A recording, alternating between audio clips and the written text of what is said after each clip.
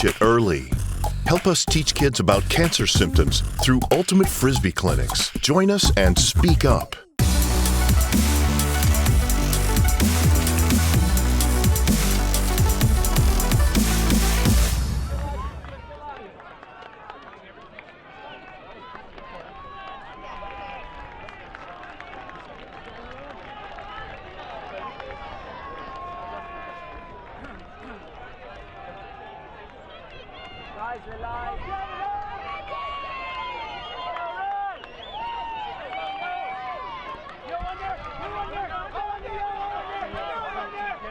WFDF World Ultimate Guts Championships is here in the mixed semi-final. Rogacki with that deep shot for Australia.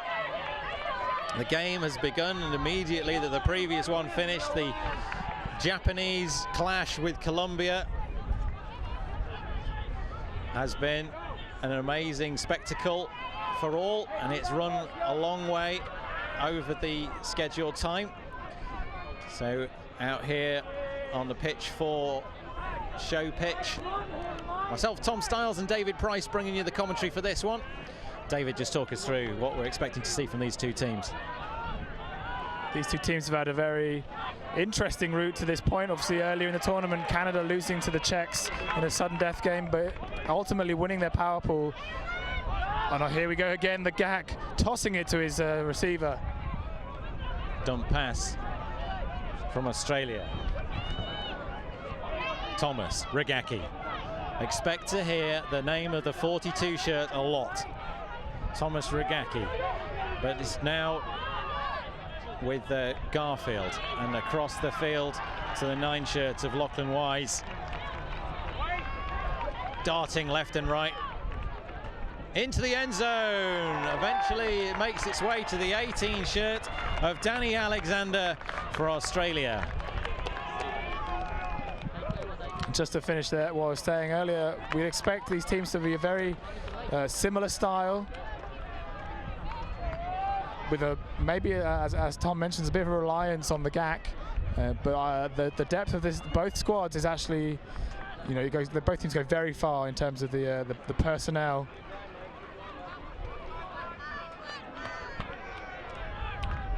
If you've just joined us, I'd like to welcome you to the World Flying Disc Federation's free stream of the 2016 World Ultimate Championships from London, brought to you by VC Ultimate, proud to be the official merchandise partner of the World Flying Disc Federation, and by Eric, teaching youth about cancer symptoms through Ultimate Frisbee clinics, by the members of the USA Ultimate and World Flying Disc Federation. Myself, Tom Styles, and David Price talking you through this one. As the wind rises, it's a right to left wind coming towards the camera. So from the corner of the pitch that the Canadians are currently receiving on from the far side of there, blowing towards the camera, and from the right to left is the wind direction. It's up and down, it's rolling over the top of the hedges and fences on that end of the pitch, and it will play a factor in this game, as it did in the previous. Bellavance to Wong. Down, a low catch had to be for the 5 shirt of Cheng. Cheng forward to one of the 2 Norden brothers. Norden to Wei. Keelan Wei finding Wong available free in the end zone, or just shy of the end zone. Keelan Wei darting left and right, forward and back. Jabs underneath, Norden underneath this, has time to read it, and the presence of mind, flips over the top. Oh, what vision from Norden, finds Jennifer Kwok in the end zone, and it's a point for Canada, 1 each. Australia doing a good job there of trying to contain the Canadians. Norden upfield having to make many cuts to get free. What we'd want to see Canada doing is making a really big hard cut one way and making a gain in the other direction, but Australia disrupting that from the offset. We'd also like to thank all the people who contributed to the WFDF Kickstarter campaign to bring you the coverage from London. And the reason we're out here on pitch 4 with a single camera, and rather than an elaborate broadcast truck setup, is the fact that the show pitches have been very badly affected by the rain, and we're trying to save them for the Open, so the men's semi-finals. They'll be both streamed there with Evan Lepler, Brian Jones and Megan Molteni bringing you the coverage for those two games. But at the moment, we've got the British commentary team of David Price and Tom Stiles talking you through this mixed semi-final. A place in the final at the Allianz Stadium. It's up for grabs. The other semi-finals taking place on the other pitch, and we've got Brian Jones watching that one with Evan Lepler. But right now, and a throwaway from the 18 shirt of Madison, from the 18 shirt of Alexander. Disc in the air, pressure from the Danny Alexander, having made that throwaway, recovered the ground, got the block on the other end of the pitch, making up for mistakes. The key part of this game. Don't get your head down, get your head back in the game. Alexander doing a great job of picking out that high loose disc. Distinctive hair of Catherine Smith, one of the under-23 women last year. Big pressure here on the receiving. Oh, and it's caught by the 4 shirt of Anthony Dowell. Read perfectly well, stood the shoulder-to-shoulder running with the Canadian defender, number 7, which was John Snow. And Aussies and Canadians scoring their 0 points so far. John Snow showing there that he definitely knows something. For those Game of Thrones fans, that's a Game of Thrones reference. A great box out and a great grab. A bit lucky that the Canadians didn't take advantage of that turnover, but they just rushed that shot a little bit and weren't able to take a break.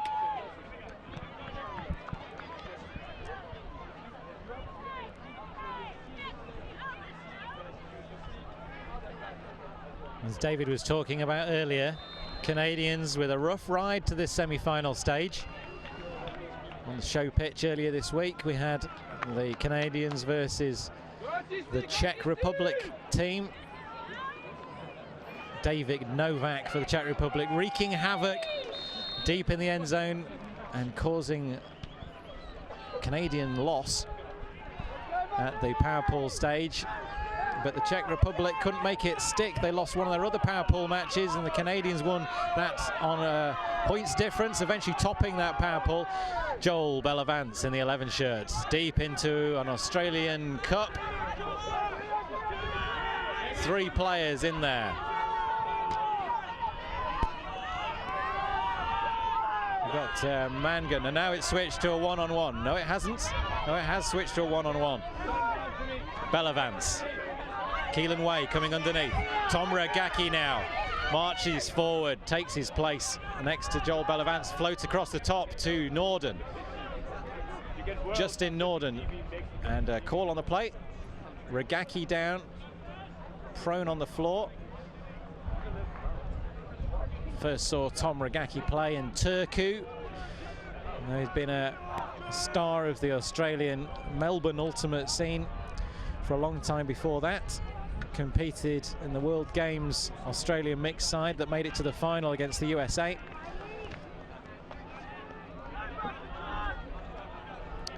And still running, and still a hugely influential player.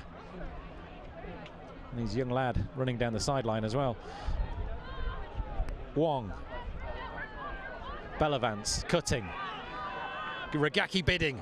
Well, Keelan Way rising. Keelan Way's disc is high. It's Joel Bellavance. There's going to be some pressure underneath this. Ripped out of the sky by Bellavance, but so close to Australian defence. All the discs being scored on this downwind 0 points at the moment. David, who's going to be the first to get a break? That's a tough question, Tom, but I've probably put my money on Canada right now. They have had one shot that went a bit wary, but as history has shown us, the Australians not the best at handling wind. But we'll see. I'm happy for them to prove me wrong. Right there, it's just unlucky for the GAC. That disc just over his shoulder. He couldn't quite see it. And whilst he was able to make a late bid, his opposing Canadian player had a better read and was able to adjust much more readily to get that goal.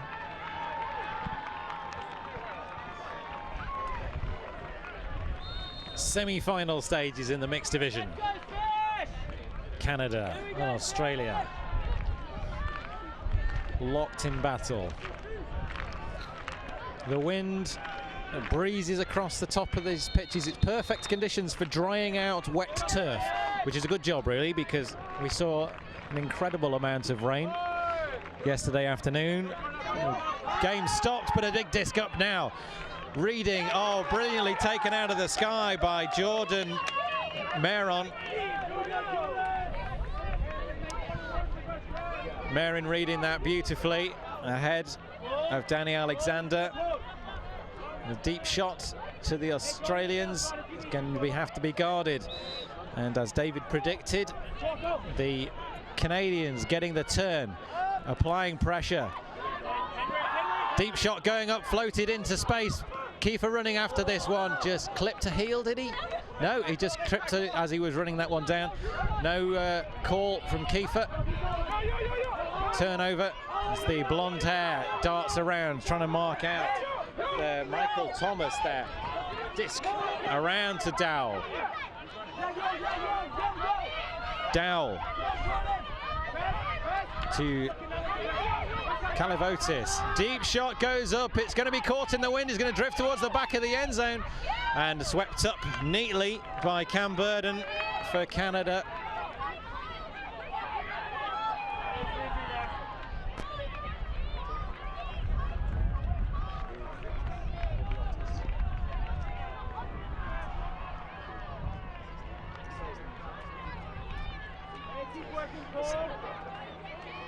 And the 16 shirt of Chris Kavaliotis, aka the Greek meat. Involved in that point. Canada there bringing in Norden, and Australia putting McNaughton on. I think Aussies really want to get this disc back, and the Canadians really want to make sure that it goes in. Oh, nice disc down the line. Big disc from Norden, but it's a diving one into the wind. That upwind pass is such a tricky disc when you're trying to make a good 40-meter pass into the wind. The outside of the edge of the disc just rising and out of the reach of the receiver. Both these teams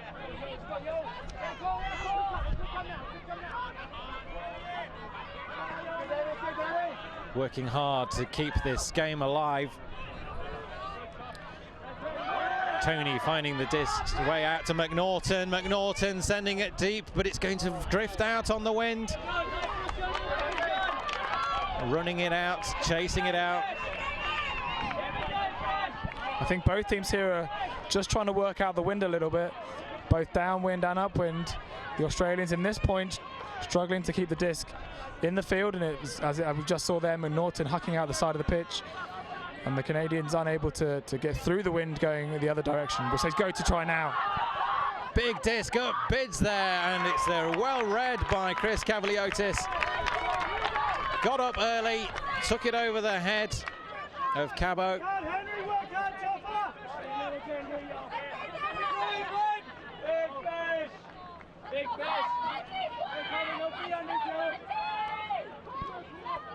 The sunshine down here on the pitches in London makes a pleasant change from some of the conditions we've seen this week.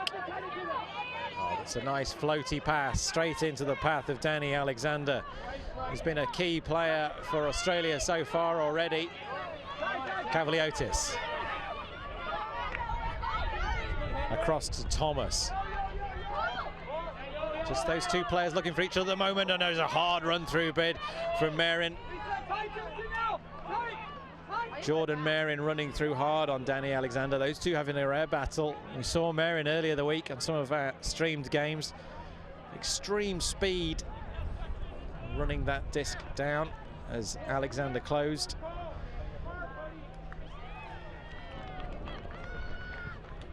Hi, this is Megan Multanian keeping stats for this game. One thing that might be interesting to those people at home is while the score is tied up at 2 apiece, Australia's O-line has yet to have a clean possession. They've turned it on each of their chances 3 times this possession alone, and Canada's O-line has held cleanly. So score the same, but a little bit different effort each line having to put out. Megan Molteni, part of our commentary and production crew this week. Aussies, the green and gold, with success yesterday in the men's division, defeating Great Britain for a place in the semis. They'll play later on today on the show field. But here the mixed team, 26 shirt of front, and a disc across to Chris Cavaliotis, bringing it down for Australia, and they level it up. Sorry, they extend their lead again to 3-2. All downwind, all on the offense, but a different story, as Megan was pointing out, the number of turnovers. Canadian pressure telling, but not telling on the scoreboard yet, David. Yeah, they've not been able to convert those turns yet. We've seen a couple of deep shots, particularly from the middle of the field, and whilst they weren't terrible options, I think they just want to try and work it in more, get their flow, and then eventually they'll convert these turns into breaks.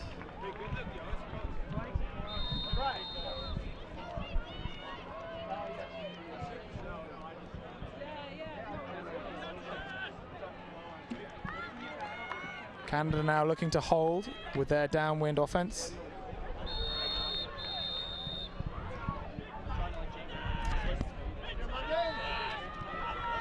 Eventually the upwind point will come, and when it does, it'll be a changing moment in this game. Wong for Canada, Bellavance now. Centre of the pitch marked by the rangy figure of the GAC, Tom Rogacki. Down the pitch to Kwok. Jennifer Kwok fakes and finds Justin Norden just ahead of the Australian receiver into the path of Keelan Way. It's an easy point for Canada, and their offense has been clinical downwind. They're going to come back at the Australians. Another chance to turn. 3 each in this game, a mixed semi-final.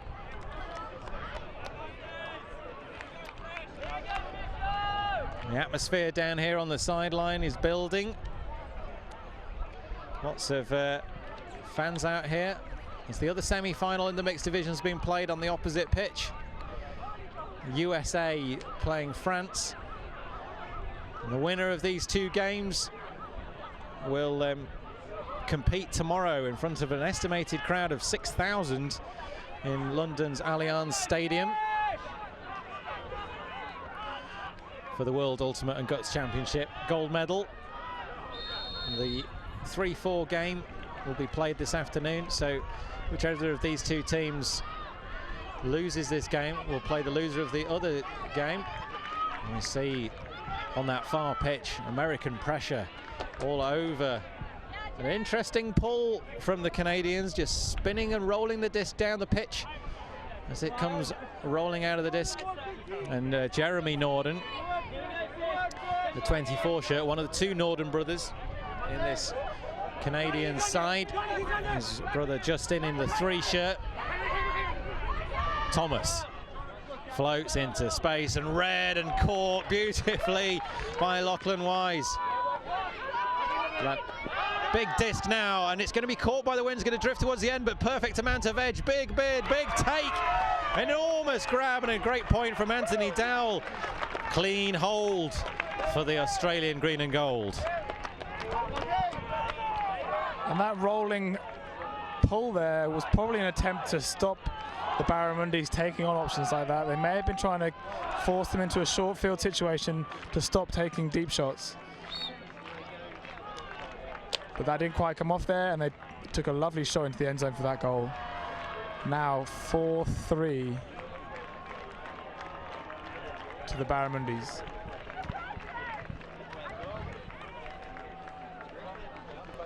Well, myself, David and Megan have been out here all week trying to cover as much ultimate here from the World Ultimate Guts Championships as we can. Pool games at the start of the week, and then power pools. Now we're into the bracket play. There's a number of games earlier on in the week you can afford to lose. The Canadians did so against the Czech Republic early on, but they won their power pool eventually. Czech Republic couldn't make that enormous upset stick. Lost one of the other games in the power pool.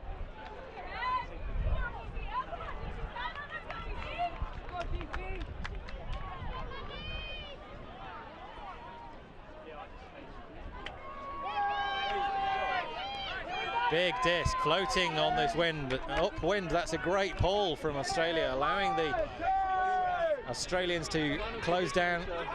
But Bellavance pops that disc high, Keelan Way, just takes an extra step, leaps and rises, finds Jennifer Kwok. No pressure on her at the moment, not sure where her defender's got to. Oh, lurking deep, now she's waiting to arrive, and now Jennifer Kwok is marked again. Justin Norden to Keelan Way, into Joel Bellavance, and oh, they make it look so easy. It's been offense points, downwinds throughout this game. Not a single upwind point, not a single defensive break. And that's 4 each. Who's going to break first, David? My money's still on the Canadians. They seem to be a lot smoother on offense and able to get more turns against the Australians. Thanks for dropping me in it again, Tom. However, we'll just have a look at how the Canadians have progressed through the tournament. A fairly easy start, sorry, with Austria and Spain, and then of course the loss to the Czech Republic. However, since then they've been pretty dominant, having New Zealand, the Philippines, Great Britain and Colombia, with only the Philippines getting over 10 points on the Canadians. In terms of the opposing team, the Australians, they have had a fairly easy route also, having played Portugal, Finland, New Zealand, all of those under 10 points scored. Colombia, Spain, France, also low point scoring games. The only game they've struggled against is of course the USA in their power pool, who beat them 15-7, and then yesterday in their quarterfinal beating Japan by 2. Tom Rogacki, big disc floating in the wind. Danny Alexander underneath. Oh, what a great disc from Rogacki. Finds Danny Alexander in space. The chase down from Jordan Merrin, not able to contain Alexander. And another downwind point, another opportunity for Australia to come back out on D. And at some point we're going to see a different look. At some point we're going to see an upwind score and a defensive break. The wind is coming from our right, and it's coming into the camera across the field. A completely different style of play in this game than we saw in the women's semi-final a minute or two ago. It's starting to pick up this wind. The early start of the game, it was relatively simple job to score upwind, but as the game goes on we expect the winds to increase, and that's going to make the task of scoring upwind harder and harder.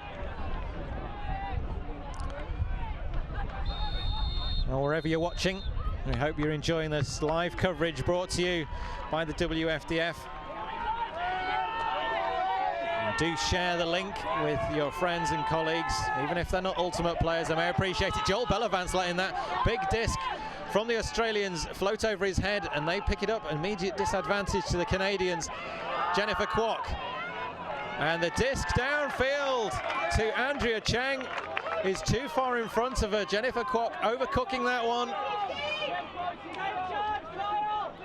Australians with an opportunity now to take this upwind score.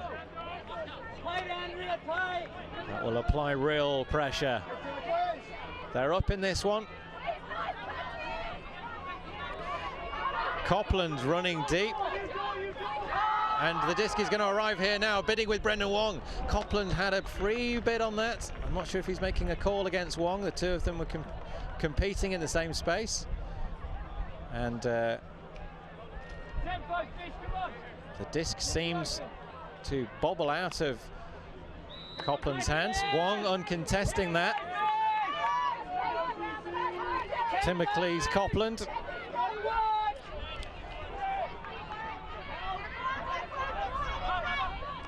Nice pass forward from Copland. The two-shirt of Tink to Copland again. Swings the disc across. Copland continues his cut. Wong in hot pursuit. Now to 0. Lothian. Down the line. Oh, has to. Oh, ground strip there from the three-shirt of O. He caught the disc. It was a fast pass from Lothian. And Norden having to rush that one out. Keelan Way bidding at the same time as Thomas Vu. And Way grimacing a little. The disc from Norden was downwind, but wasn't a great pass. Anne-Marie Carey now for Canada. Norden cutting across. Kwok. Resets to Norden. Big flick on the sidearm side, floating in the wind. Underneath it is going to be a huge grab from Joel Bellavance. And did he just drop it? He did just drop it. He was thinking about making a call, but he knew that the Australian had nothing to do with the disc on the ground.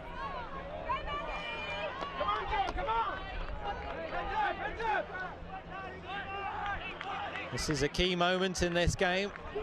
The teams so far, and a timeout call from Australia. A chance to review the game thus far. Downwind all the way. This one's been a close one, David. Yeah, I can almost feel the commentator's curse coming on there. Australia now with another chance to break. We've had a few in the middle there. We had a few smoother points of offense. Both teams really getting into the downwind points, and now both defensive sides have had a few turnovers where they've had chances to break, but not quite able to get the disc in. And I kind of feel like either team could take that now. Both teams have seen their D-line offense working up to a point, and it's now really whether one team can slot one in, get that upwind break, and get that little lead that will really define who wins this game. David Price and myself, Tom Stiles, with you for this one. We're in a mixed semi-final stage, Canada and Australia. Locked in battle. Aussies 5-4, but the game has been on serve so far. There has been turnovers, but the offensive line getting the disc back and scoring, and all the points have been downwind so far. The key moment of this game will come when one of these two teams manages to score upwind. The breeze is picking up here. When the sun is not out, there's a slight chill in the air. And the players will be feeling nothing other than the tension and the excitement of this game.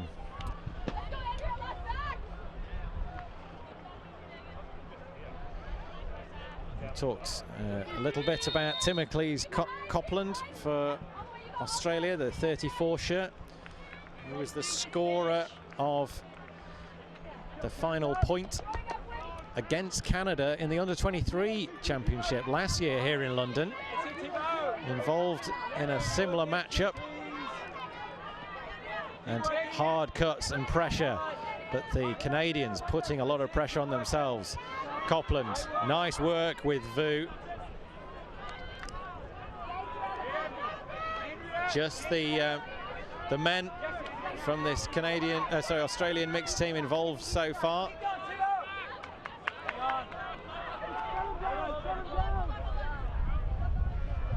Kyle O passing the disc back to Copland, having made that round cut. So found a foul upfield. Joel Bellavance and Thomas Vu having a bit of a battle up there. They slap hands. Copland with the disc. Vu. Back to Copland, continuation pass nicely into the hands of McCallum. Big disc goes up, O underneath it, squeezes a little bit too hard. That's the second time O has had the disc in his hand. Previously it was a ground strip, that time nothing but his own exhaustion. Keelan Way flips the disc into the wind. It's going to go over the head of Brendan Wong. And the disc from Way was poor. And that all came from Canada just being a bit too deep. There was so much separation, and O going deep now himself. Huge takedown from Miles McCullum. Vu McCullum. And it's a score for Australia. Upwind on the D. That's a big break for them. They take the lead 6-4. Critical moment in this game. The Canadians can feel it. The Australians are celebrating it. And there's that break, like I mentioned, all from some little bits of play around nearer the end zone. They were able just to get that break out. And they're a bit lucky with that huck as well, I think, but well read and well brought down. Canada now really need to dig deep, hold on to their offense and try and do exactly the same. In my opinion, a shorter discs going up into this wind, they're going to win the game. Miles McCullum taking that big disc down, the number 31 shirt. So that upwind score is the difference between these two teams at the moment. If Australia can now come back down the field and put the pressure on the Canadians, may well rattle the team in red. They'll be pulling a strong line out on here, Australia. Also now Australia playing D downwind. They're potentially having an advantage of another break because the Canadians are yet to score upwind. So we'll see if Canada can hold.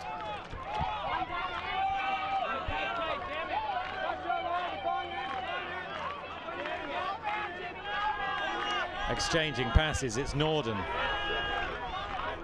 Crystal Koo available, but manages to find Cabot. And there's Azawa back to Norden. Norden safely into the hands of Koo, who faces some pressure, but she managed to get through to Julie Mowens. Mowens to Norden, Norden to Cabot. The zone from Australia squashing the Canadians into a very tight space, looking for quick discs through. The over-the-top shots removed the impressive figure of Anthony Dowell lurking deep. No one even going near Dowell at the moment. He's not squashing up, he's staying deep.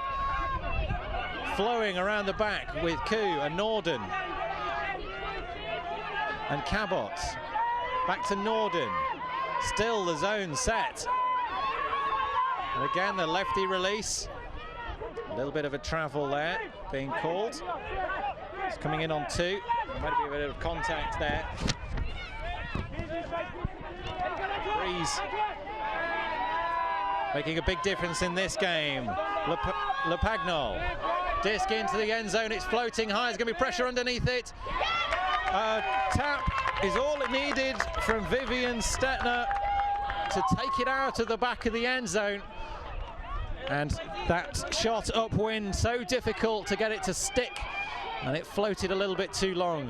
Stetner with great vision, getting position underneath that disc and doing enough to take it out of Canadian hands. Now Australia in the driving seat, coming downwind. They've earned the turn. All they've got to do is score it. And that'll put real pressure on the Canadians. Dowell cutting hard across the pitch. Lepagnol in hot pursuit. Dowell with that nice over-the-shoulder backhand. Moving the disc again. Available underneath. Hunter, big disc into the end zone. Pressure and a clash between Norden and the receiver for Australia.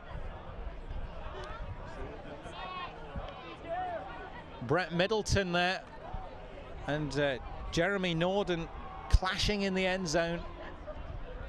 And we hope Brett Middleton's okay. The two of them went up. The rest of the team are standing away at the moment. The Australian coach running across there. And the game advisor's running in to find out what's going on.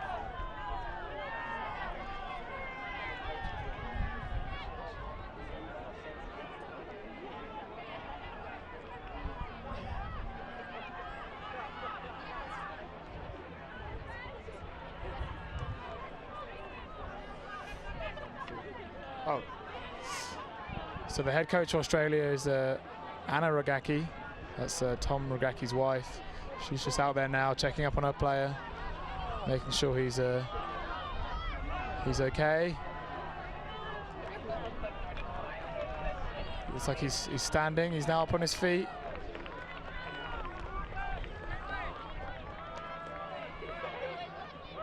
And he's taken a sub for Rogacki. I don't know if he's making any sort of call though. This would be for an Australian break, or at least if it were a foul, uncontested, it would come back to the front of the end zone. If it was contested, the disc would go back. I don't think a stripper would be called. I don't think he had any possession. Might have been contact with the face. Jeremy Norden bidding on that disc. Whether the contact was before the disc or not, it's hard to tell.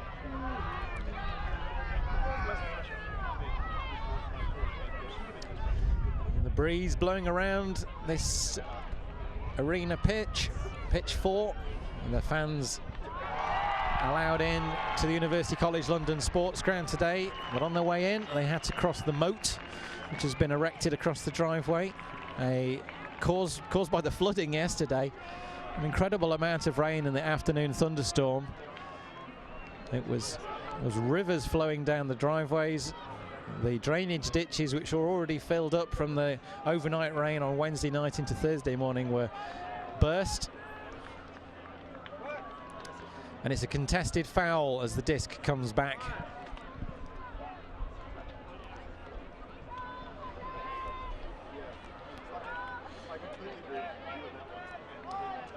Daniel Matthews-Hunter, the supplier of that disc into the end zone, and he's got possession once more for Australia.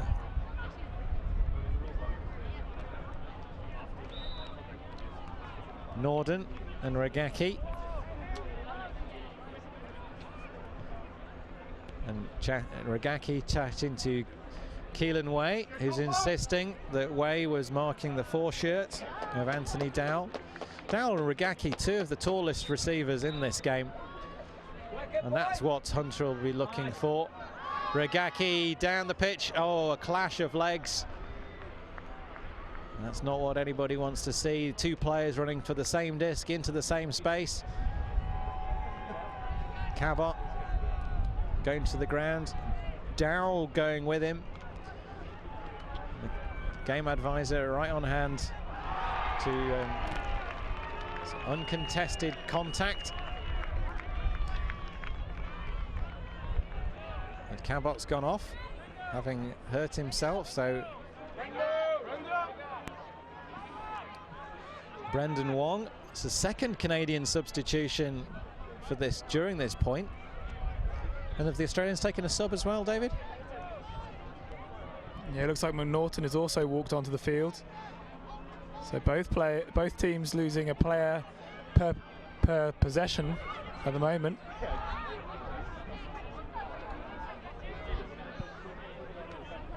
John McNaughton in the 10 shirt picks up the disc. Uncontested foul. Means it's an Australian possession on the edge of the end zone line. Huge point, this one. Opportunity to take that double break into the end zone. And Keelan Way with a complaint about the way Rogacki got free, whether there was contact as he cut. You see Wally getting involved as a game advisor, offering a perspective. And Rogacki, one of the most experienced players in the World Championships this week. Still a dominant force for Australia. So tall, such quick discs. A man from Melbourne. And looks on the other pitch as though the French have scored. You only imagine by the size of the cheer and the way the French have celebrated it that hasn't been too frequent an occurrence in the other semi-final, USA and France. After France beat Great Britain in that quarter-final. This game has been a bit of a stop-start affair for the last couple of minutes here, but McNaughton now just pops it into the end zone, and Marin calling a foul. Another call. Liam Kelly, another game advisor, running across. He had a perspective. And both teams understanding the importance of this, but I think we all expect there to be some contact as cutting. I wonder if these calls would have been made if the point in the game wasn't quite so critical. McNaughton still for Australia. Floats the disc across to Rogacki, just hangs in the wind nicely as Rogacki comes across to collect it. Fast cuts, left and right, looks for the reset, back to McNaughton. Forward pass nicely, safely into the hands of Hannah Magan, who just drops it into the end zone for Tom Rogacki. Australia in the driving seat in this one. They've broken Canada upwind, they've broken them again downwind, and they lead the game 7-4. Even though Australia scored that point many times over, finally able to take that break. And now Canadians really need to dig deep, dial back in, hold their offense going downwind to be able to get a chance to break going upwind.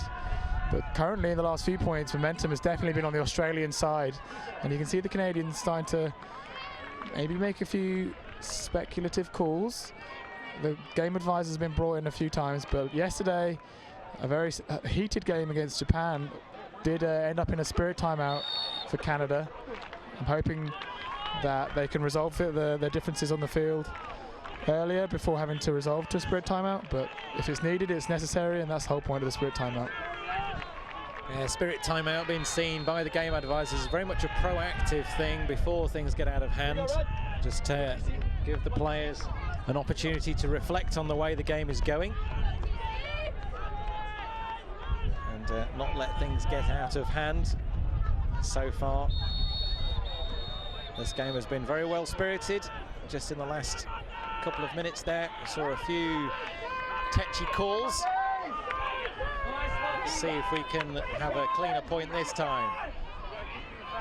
Justin Norden, Australia, back out on D. Keelan Way, one of the fastest players for this Canadian side. Finds Kwok. Kwok with the disc on the far sideline. Busting up the line is Norden, but the disc across has to be to Keelan Way, and he has to do a lot of work to get it up as well. Blasting to Joel Bellavance now. Bellavance, oh, he almost threw that inside pass. Faking, diving. Contact, and Liam Kelly in straight away to hands by his side. He's just listening to the conversation. No requirement, and just signaling the call. Norden to Bellavance. Bellavance trying to milk it into the end zone. It couldn't quite. He's got that disc in a funny position in his hand, and all he needs to do is flip it to Keelan Way. And another call in that end zone. Again, Liam Kelly running in, not to offer a perspective, just to listen to the perspective, and signals a goal. Bellavance in. Canada score their downwind offensive point, and Aussies are going to come back out on O to see if they can take the half.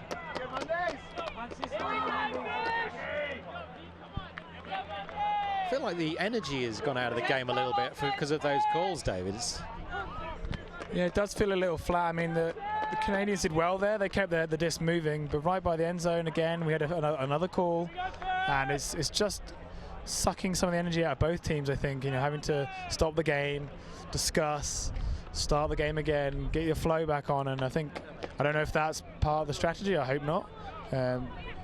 But yeah, I think both teams just need to tidy themselves up a little bit. Maybe they're a bit tight and they're picking, or being too physical on the mark, being too physical upfield.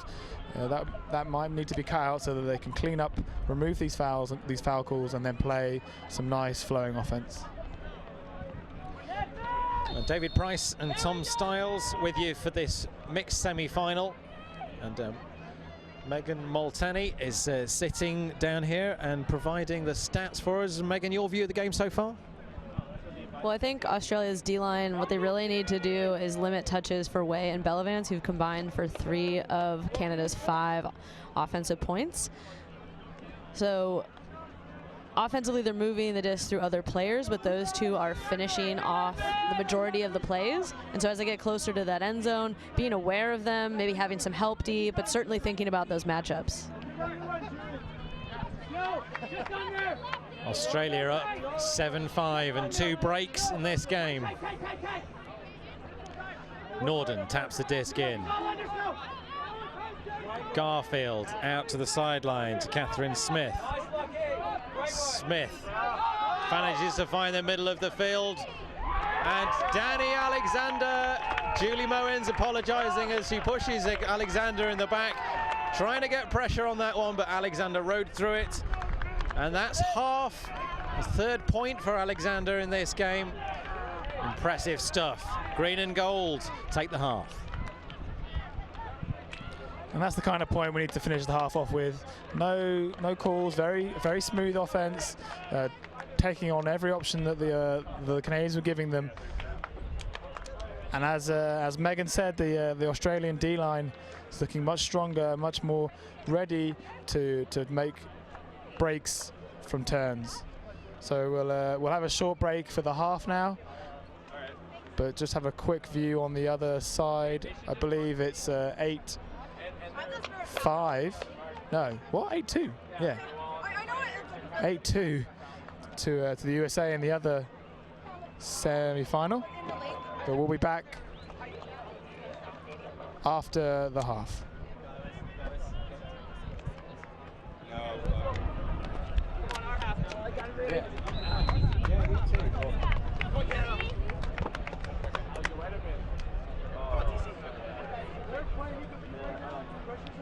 Welcome back pitch side for this mixed division semi-final. Canada on Australia. Story of the game so far has been downwind points until 4 each. And then Aussies scoring their downwind point, and then coming and breaking Canada on the upwind, and then breaking them on the downwind. And they're taking the half to 8-5.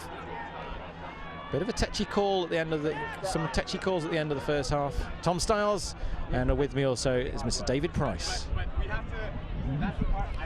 Just during the half time there, the captains and the game advisors came together to discuss some of those calls, and had a little listen in there. The Australians felt like the Canadians were potentially intentionally fouling, so pushing into the lane, intentionally initiating contact, and they would like it to either lessen a bit, obviously, and stop. But also, if there are calls made, for both teams to take them calmly, give it a couple seconds, discuss it properly, and then move on.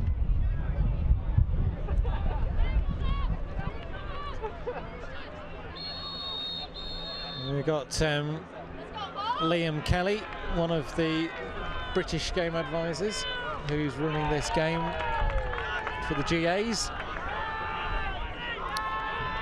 One of the game advisor committee for the World Flying Disc Federation.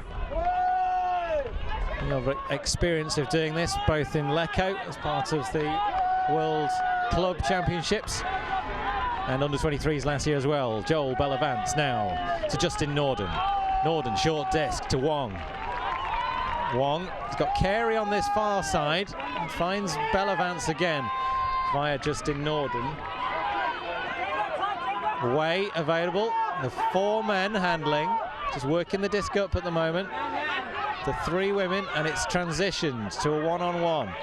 Shot across to the far side of the end zone, beautifully brought down and read by Anne-Marie Carey. Extremely exciting disc, knifing down into the end zone. Carey read it perfectly and caught it well. Justin Norden firing that shot immediately as if he knew the player was there. I think he must have had a quick look over his shoulder before he caught the disc. Potentially a bit too quickly, knifed down into the ground, but well taken by the Canadian receiver.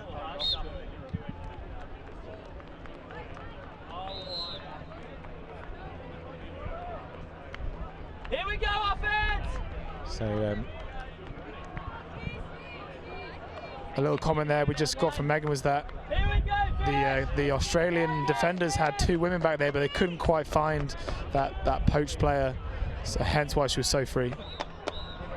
There's always a risk when you're transitioning out of a zone and into the one-on-one, making sure everybody picks up cleanly and there's no leftover players. Carey exploiting that transition confusion from the Aussies.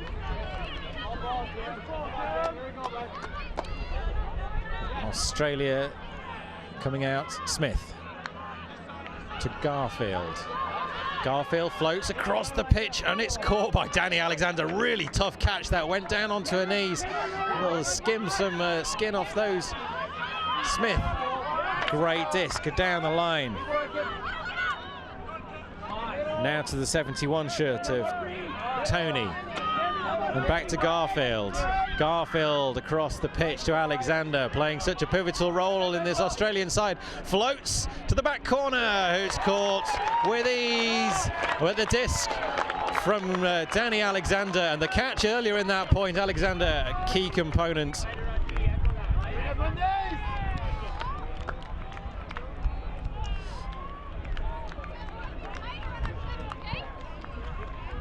Yeah, well read there by Kalviotis, or the Greek meat. Doing a good job of reading that disc and bringing it down. Earlier on in that point, I thought that the offense was a bit too deep and that they were potentially going to fail to hit some sort of deep shot, but they worked the unders very well, isolating some of the girls in the middle there and taking advantage of the Canadian defense. Yeah, it's an interesting tactic. We sometimes see this from a mixed side. The men handle and the women go deep. You also see a lot of mixed teams using one of their women as a key handler. It allows them to have a different look. Great Britain is one of those sides. We saw a couple of the streamed games we had earlier on in the week. Australia 3 points clear at the moment, and all they need to do really is prevent the Canadians scoring upwind, and this game is theirs. It's a difficult task for Canada. They've got to score all their O points, and they've got to be breaking the Australian defence as well. Cheng. No cover at all. Interesting defence here from the Australians. Rogacki, deep. I travelled around Australia during the year 2000 when we went to Melbourne to their pickup game. And when I was there, you saw this 6'6" man, and he would take this role, just mark deep, leave him in the end zone. I said, is he good enough to just be out there on his own? He's got 3 players to contend with. And Sandler said, just watch what he does when they throw the disc. And sure enough, he cleans everything up. And 16 years on, he's still doing it. Deep shot from Norden into the end zone. It's perfectly read, and Vu makes no mistake about that. He wasn't going to leave that to chance. Thomas Vu, horizontal, even though the disc looked like it was going to ground anyway. Real pressure building on the Canadians now. The Aussies looking to take their place alongside what you would presume to be the United States. They're up 10-4 against the French on the other semi-final pitch. Shot from Rogacki has been read by Jennifer Kwok, and to Brendan Wong. Wong to Norden. Bellavance available on the wing. Rogacki keeping his distance and over the top. Oh, there's a tricky little defense there. The two shirts of Lauren Tink going over the head of Andrea Cheng, picking the disc up as she went. Bellavance with a view. the game advisor, listening in, offering a perspective. And Cheng maintains possession. Tink stripping the 5 shirt from Canada. Pass back to Carey. Carey to Norden. Norden looks to Wong, but Wong's unavailable. Deep shots downfield, all marked out. Wong to Norden, being pushed back here. Rogacki on the mark, big and wide. And a knock between Keelan Way and Lauren Tink. Australians and Canadian on Australian clashing. Left Lauren Tink on the ground. Fast start there from Norden to Carey. Carey on the sideline, fakes down the line, and it's hard pressure, and I think there's going to be a call here from Norden as Rogacki and Norden contacted. Rogacki not entirely happy about that call. Physicality from both players throughout this point. I think he's going to explain what he did. Norden slowed his run as soon as he felt that nudge. Game advisor Liam Kelly steps in. Not going to it's a contest.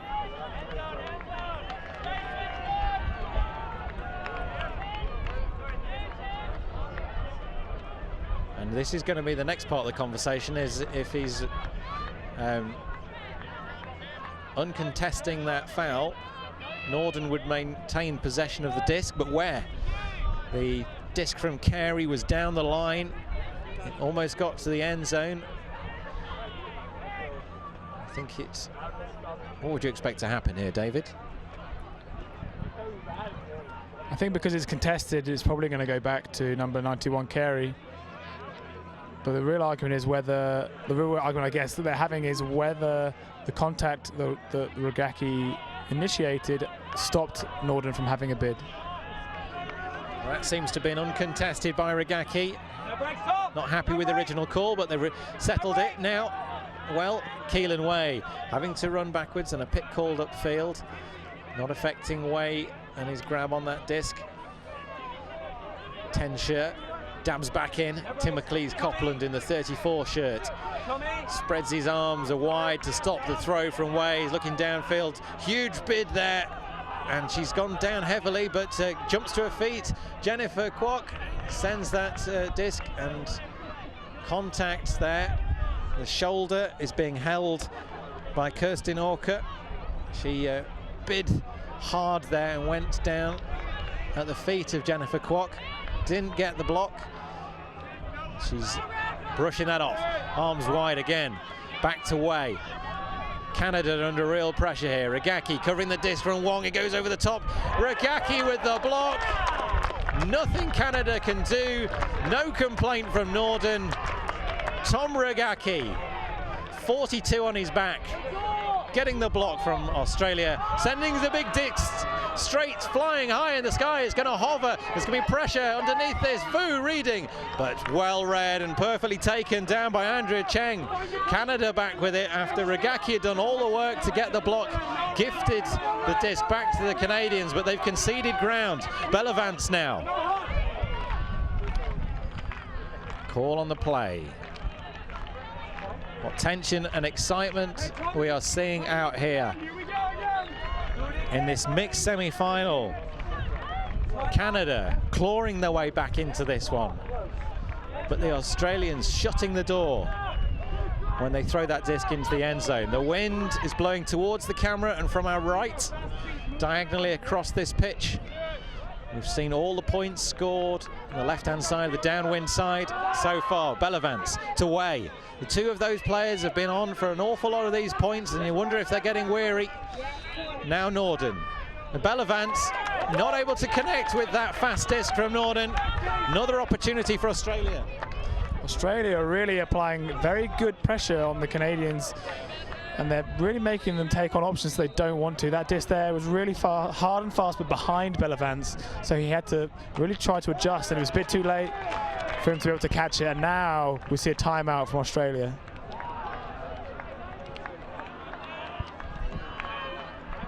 What have the Canadians got to do? What have they got to adjust to take on the pressure that they're getting from Australia here? I think they're relying a lot on the likes of Norden and Bellavance. I think maybe they just got to change something up to maybe try 4 women to really just mix up the mixed division, and then just show the Australians something different, because the Australians are now locked into their matchups and have really sorted out how they're going to stop the Canadians doing what they want to do. David Price's view of that as they go into this timeout. Myself, Tom Stiles, bringing you the coverage, and we've got Megan Multeney down here on the sideline keeping all our stats. Megan, what's your view of the game so far? Well, out of the half, we had a clear hold by Canada and another nice clean hold by Australia, and then this point has really started to devolve. I think a lot of tired legs. As David said, a lot of the same people out here, Bellavance, Way, and Norden for Canada, have seen a lot of points, and you can actually hear their frustration as they're yelling at each other, not able to get open, not able to hit each other. So I think what needs to happen here, if Canada doesn't pull this out, is they mix up the line, they use their women more, and they give themselves an opportunity to let those 3 big guys for Canada take a second on the sideline and talk through what they need to do to put in their offensive holds. And the wind has been a factor in this game. Deep shots. And that last point, we saw a deep shot from Tom Rogacki, who's got the disc again after the Canadians have turned the disc back over. Green and gold with Rogacki. Back to Rogacki again. And then the deep shot, leaning into that one. Bellavance is underneath this one. Takes it over the top of Thomas Vogt. And floats into the path of Justin Norden. Canada pokes it through and into the path of Brendan Wong, who sends it to Andrea Chang, who reads it perfectly and brings it down. Kirsten Orker not able to keep up with Chang as she accelerated into the end zone. The perfect disc floated downwind from Wong. Canada score. And right there we see it, the person scoring is a woman. And I just want to see more of that. I think Canada will do a lot better if they pull out 4 women and play through those players. They've got some very good women on their team and they're just not using them. Whereas Australia are happy to go through their women. Like Tom said earlier, they've got some key women in their handle lines and upfield who they're utilizing very well. Can often be the difference between the teams. It's always best to see the mixed squad as a coherent unit, but occasions you find, certainly at club level, you have significantly stronger women on one team than the other. Playing a 4-woman line is a way of disrupting the play. And 13 minutes left till the time, 30 minutes left till the count. Disc flying high through the air. Oh, and it's perfectly read by Australia. A clinical pass from Garfield down the pitch. Caught by Cavaliotis for Australia. And they take their 3-point lead back again, 10-7. Yeah, faultless there from the Australians, just taking on a very good option and placing it incredibly well into the path of Cavaliotis. Not much else I can add to that, really. Very well played.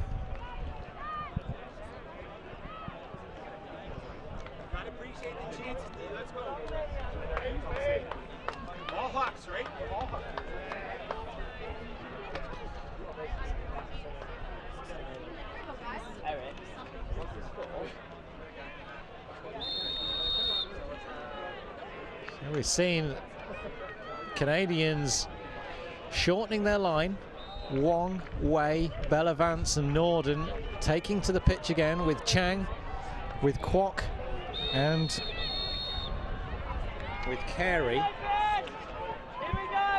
And they're coming downwind, only just left the field. after that quick point. Really puts pressure on an O-line. They barely have a chance to catch their breath, and then they're back out on the field. What can they do here under this intense pressure? Australian with a completely different defensive line of fresh legs out here. Wide arms from Middleton. Bellavance with the disc. Wide arms from Booth, and it's a deep shot floating in the wind. It's going to be some pressure underneath this. Wong trying to read it. Wong with the time and the space and the physicality to ward off the pressure of Daniel Matthews-Hunter and take the point for Canada. Wasn't the most clinical of passes, but when you've got receivers like Wong, took a couple of bumps, you can't go wrong.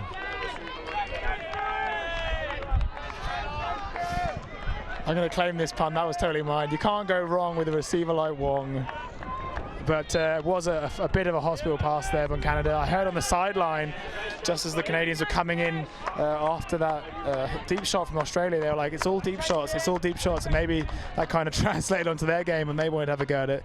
We also noticed in that last point, as Tom said, they're shortening up their lines, and this is a habit of teams often when they're behind, is to not cycle through their whole line and potentially apply a lot of pressure to those same 7 or 8, 9 players.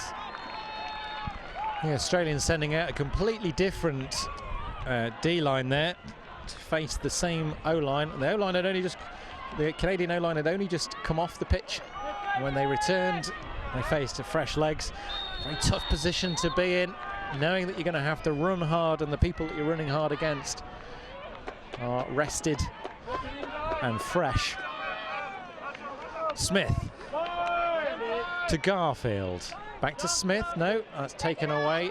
As we see the Canadian setup, slightly different look here. It's 2 in the cup, 2 downfield. So kind of a 2-2-2 defense way, just coming in and then dropping off.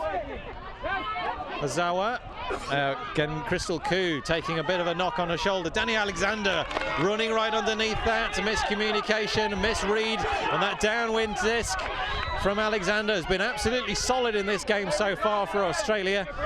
Deep takes, great looks, good reads, big Ds from Alexander, but didn't quite catch the look of that disc as it was coming in, but read perfectly well there. Lachlan Wise to Rogacki. Down the field to Garfield. Garfield to Smith. Fakes left and right. Finds Rogacki. Blasts across that quick low release, so distinctive. From the great height he starts from, hand drops to the turf. The disc pops out level and steady. Back to Wise. Wise, arm over the top, finds Rogacki, continues the cut, floats into the path of Wise. 2 hands, the Australians are playing a fantastic game of mixed ultimate out here. They're taking it to Canada. They continue with their 3-point lead, scoring downwind, 11-8. And Canada actually with a nice zone look there, disrupting the Australians' isolated pull play. However, they couldn't hold on to the disc and gave it straight back to the GAC for the goal.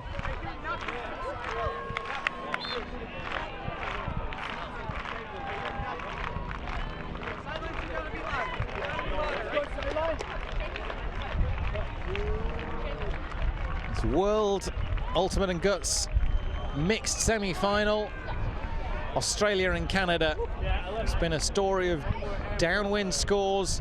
1 upwind break by Australia has been the difference between these two teams so far. Continued pressure from the Australians. Canada struggling. Just as Canada came off there, we saw them having a bit of a go at the sideline. They wanted them to rile them up, to get them to say more. I think they've gone a bit flat on the sideline, and that means they're not getting the information they need to their players. Norden. Wong, Cheng is available. Back to Norden, straight into his hands.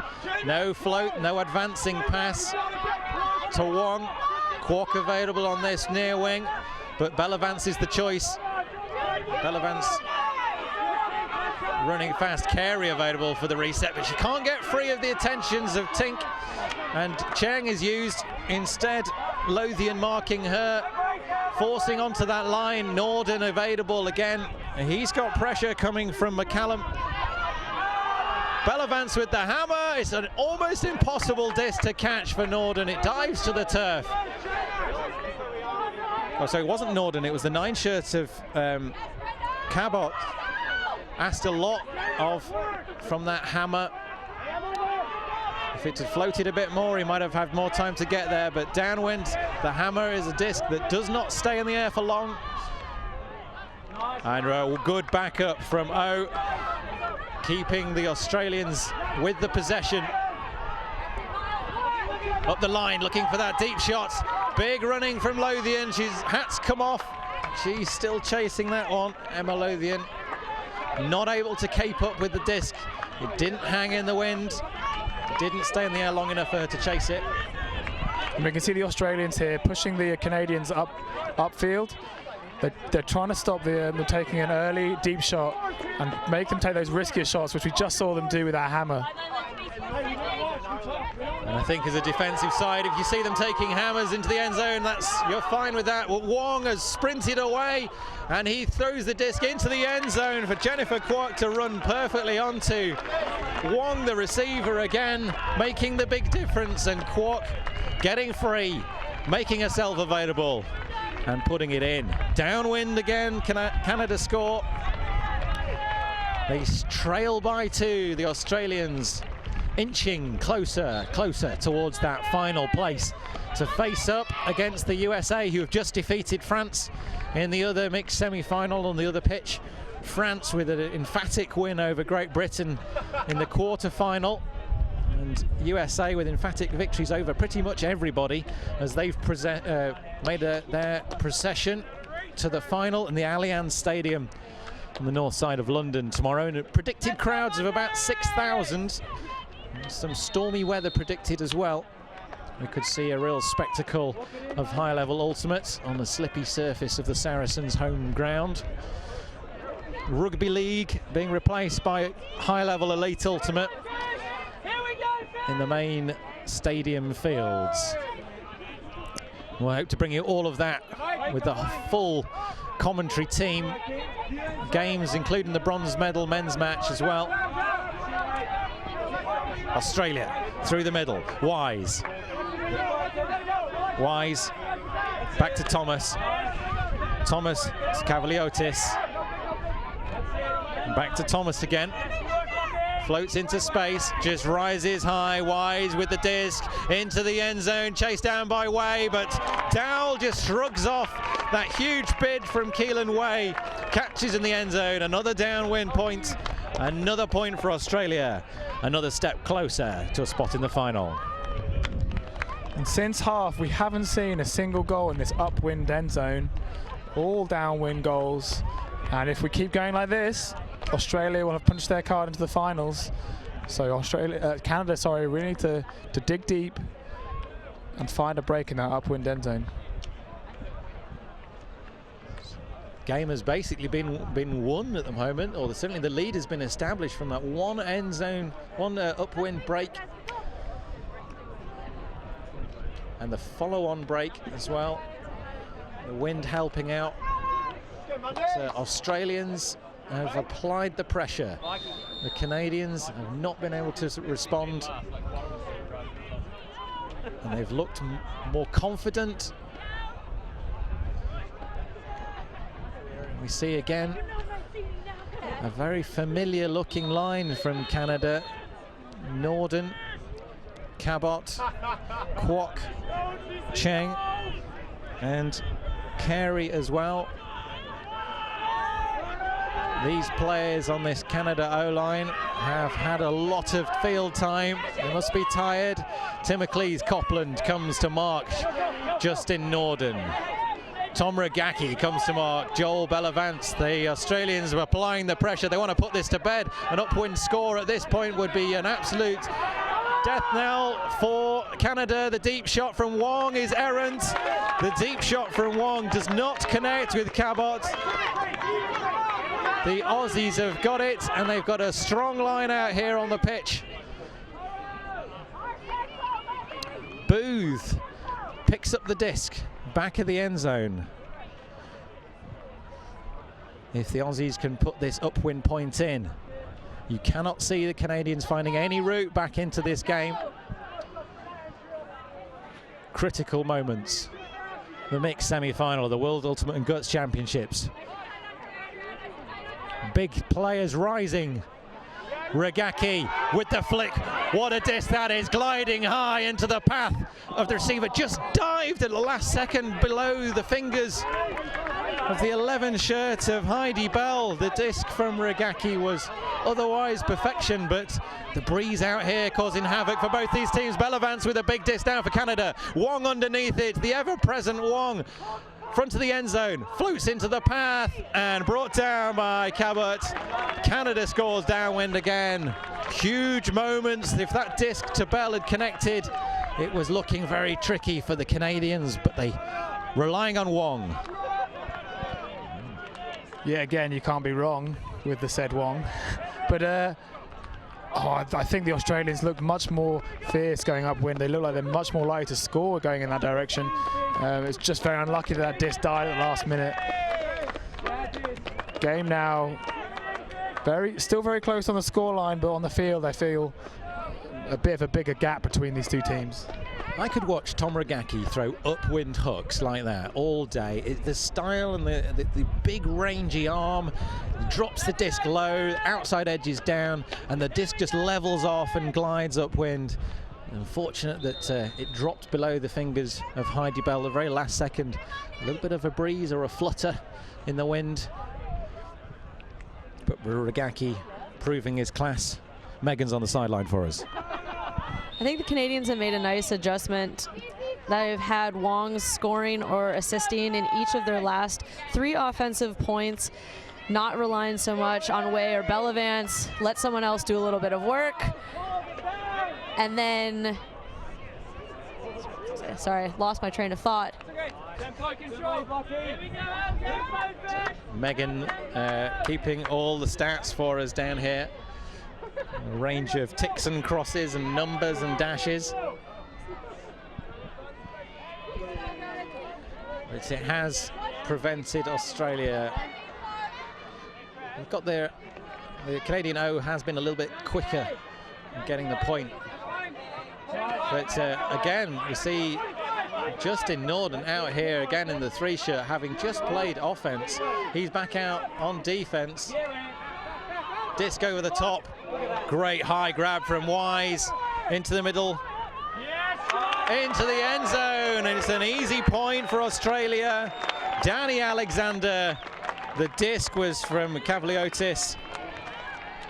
Australia inching closer, within 2 points of the game. 13-10, they've got this one. The teams trading downwind. A place in that final fingertips of the green and gold at the moment. And the other mixed semi-final, USA and France, has finished over on the other pitch. Evan Leppel has been watching that one for us. Yeah, Tom, the final was 15-4 in favor of the United States. America really got off to a great start. They led 7-0, despite the fact the first few points were very, very competitive. There were several turnovers. Each team had an opportunity to score. France had to strike early, but in the post-game spirit circle, France was very honest and said, we probably played our best game yesterday, and we just couldn't reproduce that the second day in a row. So they played their best to knock off GB. Even their best might not have been enough to knock off USA. 15-4 US into the finals in mixed. Thanks, Evan. And over this side, we've been watching Canada and Australia. Bellavance now for the Canadians, going downwind again.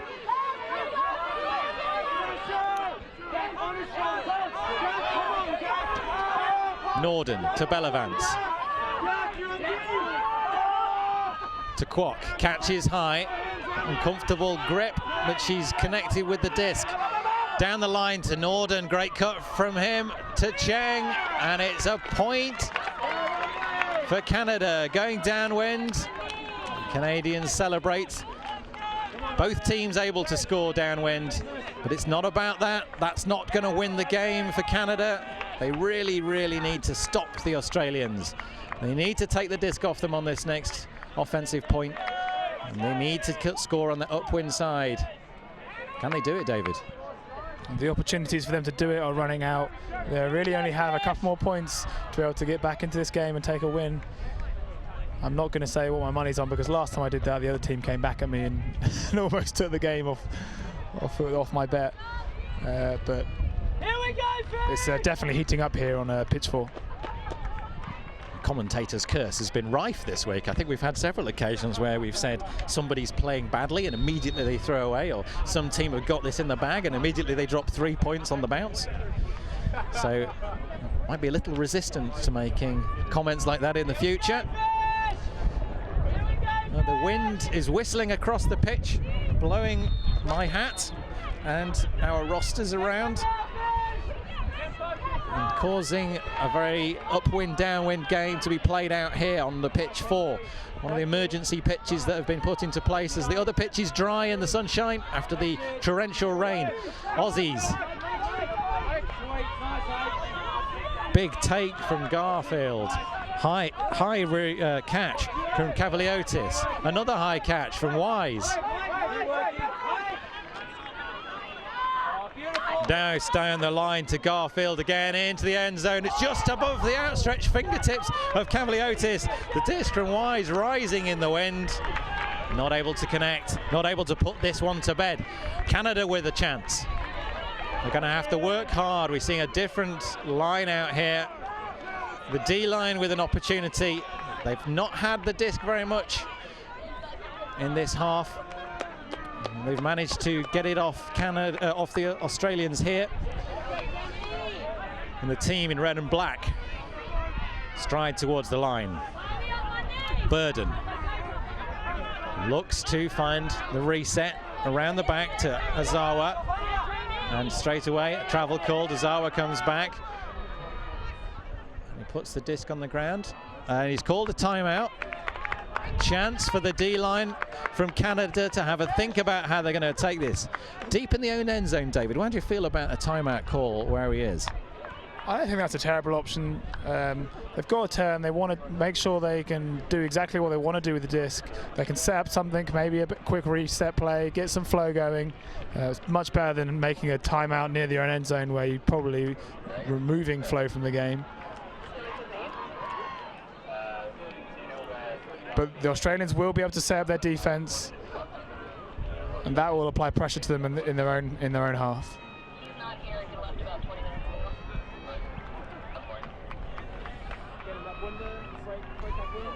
Wherever you are watching this game, whether in the local area or waiting to come to the pitches to play one of your final matches, or you're watching from far and away, I hope you're appreciating the coverage that this WFDF video project has been able to bring to you. We relocated yesterday to these new fields. They're very sandy and they've drained well. A lot of the other pitches around this University College London sports ground have not dealt so well with the deluge. One of the drainage ditches burst its banks under the pouring skies and the thunderstorm of yesterday afternoon, and there was a river across the front of the driveway, cars being forced to drive through about 9 inches of water, and the buses also to make their way onto the site today. And all spectators have had to arrive on foot, which has caused a few logistical issues, but the people that are here are loving the ultimate. And a big low disc there from Canada is turfed immediately. The 21 shirt of Mike Azawa not able to find his way around the outstretched hands of Garfield. And having taken that turn and taken that timeout, Australia have got the disc back. Garfield with a big ping across the end zone. It's well read and well received by Lachlan Wise. Australia applying the pressure. Canada with no answer. Australia within 1 now of taking this game and taking their place in that mixed semi-final.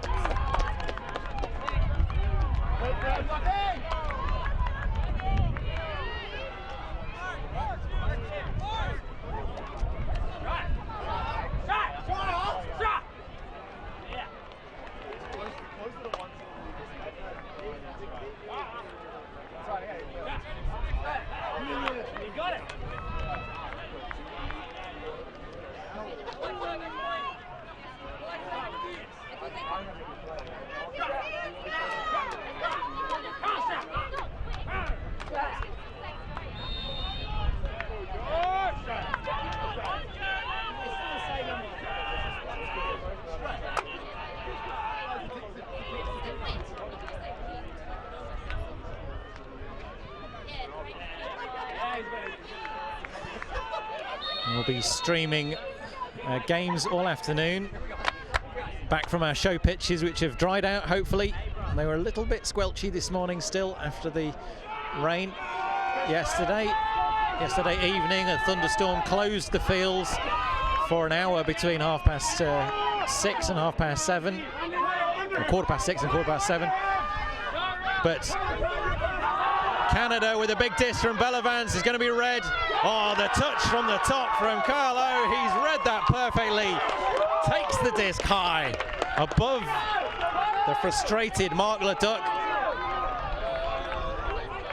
And oh, they're really extending to get up to that D, just tapping it around the Canadian receiver. And I could hear shouts of go ho from the Australians. They want a horizontal stack so they can isolate their players. Opportunity for Australia to finish this game in the most emphatic style, scoring upwind. It's been such a rare occurrence in this game. Only 1 point scored upwind, and a foot block from Leduc gets it back for Canada. Incredible athleticism, flies that toe up, and he scores the point as well. Canada hold downwind, and they're going to come out on D to see if they can prevent the Australians from taking this game. Really special ultimate we're seeing out here. The Australians desperate to claim their place in the final against the USA in the Allianz Stadium tomorrow night. And the Australians have gone 4 girls, sorry, 4 women. That's a tactic that I suggested that one team should do earlier, and in fact now the Australians have done it. I think that's going to pay off for them to take the game. It's a very late stage of the game. The Australians over the last half have had really successful offensive points. It's a change at this stage of the game. It'll be interesting to see how well this works out for the Aussies, but David called it earlier. We needed to mix something up for the Canadians, so it's slightly unusual to see the Australians using that move. They're backing their women as Brendan Wong stands in the Canadian end zone, disc in hand, passes to Justin Norden. Wong and Norden have seen so much of the field in this game. Phenomenal performance. There's 2 Norden brothers on this Canadian mixed side, Justin and Jeremy. And the disc is going to drift towards the sideline. It just lands out. Well left, well read.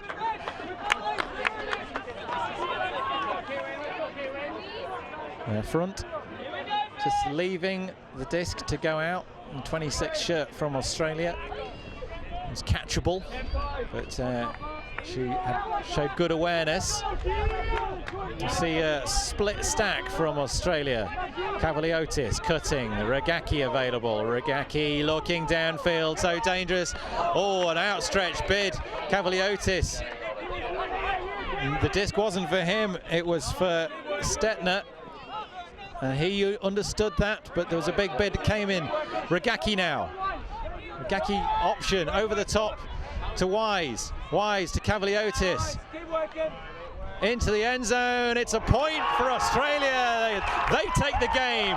This mixed semi-final has been won by the Australians, destroying Canada with that 1 point up the wind, and they held the break back downwind again, and they've held on to that, and they've not let the Canadians have a single chance to get really near that upwind end zone. Really smart play from the Australians. They go into the final tomorrow in London's Allianz Stadium against America. And Australia, just being the stronger side, more clinical going upwind. Really the only thing that separated the 2 teams are those 2 breaks earlier in the first half. And I just remember speaking to the coaching staff of Australia, where they take this tournament moment by moment, and here is one of their defining moments now, going into the final and beating a very good Canadian team, but they just weren't able to fire on the upwind, unable to take advantage of any turns they were able to make. The Canadians shortening their lines again and again throughout that game. Wonder if they put too much pressure on some of their key players. And they will watch the replay of this one and wonder what would have been, what might have been. But it's been a great day, a great couple of days for the Australians. They knocked out Great Britain in the men's division yesterday. In the quarter-final stage, they'll play a semi-final this afternoon for a place. And here, the mixed side will play the USA in the final in front of a predicted crowd of about 6,000 people at London's Allianz Stadium, the home of the Saracens rugby union side. David Price, Megan Multenny and myself, Tom Stiles, bringing you the coverage. I'd like to say thanks to anyone from the Kickstarter campaign who supported it to make this coverage possible. Today's World Flying Disc Federation free streaming coverage of the 2016 World Ultimate Championships from London has been brought to you by VC Ultimate, proud to be the official merchandise partner of the World Flying Disc Federation, and by Eric, teaching youth about cancer symptoms through Ultimate Frisbee clinics, by the members of the USA Ultimate, and by members of the World Flying Disc Federation. We'll be back with more streaming coverage from our show pitches 1 and 2, but until then, myself, Tom Stiles, and David Price signing off.